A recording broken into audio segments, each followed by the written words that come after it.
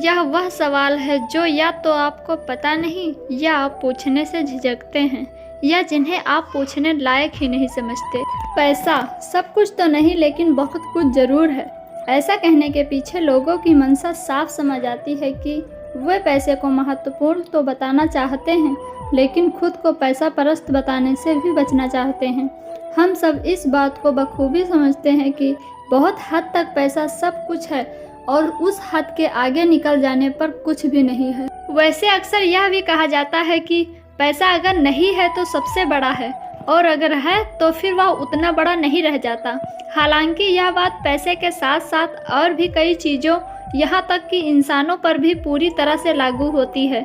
यानी जो उपलब्ध है उसका महत्व तब तक पता नहीं चलता जब तक उसके बिना काम चलाने का मौका ना आ जाए। सीधी बात यह है कि पैसे की कद्र करने के पीछे हमारी ज़रूरतें होती हैं। पैसे का बड़प्पन इस बात से बढ़ता है कि हमारी ज़रूरत कितनी बड़ी है। अगर हमारे पास खाने के लिए भी कुछ नहीं है तो उस वक्त पैसा हमारे लिए सबसे बड़ी चीज़ हो सकता है। इसके बाद अगर हमारे पास पहनने के लिए कुछ नहीं है तो पैसा थोड़े घंटे कद के साथ हमारे सामने आकर खड़ा होता है। हमारी ज़रूरतों की प्राथमिकता जिस हिसाब से बदलती जाती है पैसे का कद भी उस हिसाब से घटता जाता है। भारतीय दर्शन में हमेशा पैसों को मिट्टी या हाथ का मैल बताने की परंपरा रही है। इसके पीछे लोगों को मेहनतकश और आत्मनिर्भर बनने का उद्देश्य रहा है। अगर कुछ दशक पहले के समय में जाकर देखें तो पता चलता है कि भारत में लोग खाने पीने का इंतजाम खुद ही करने पर जोर देते थे।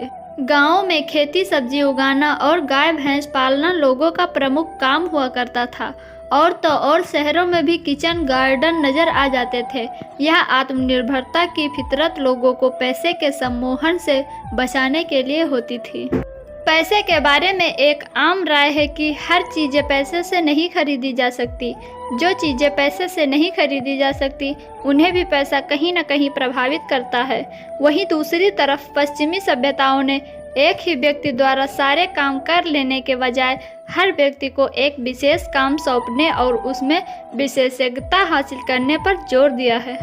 यह प्रवृत्ति पैसों पर लोगों की निर्भरता बढ़ा देती है।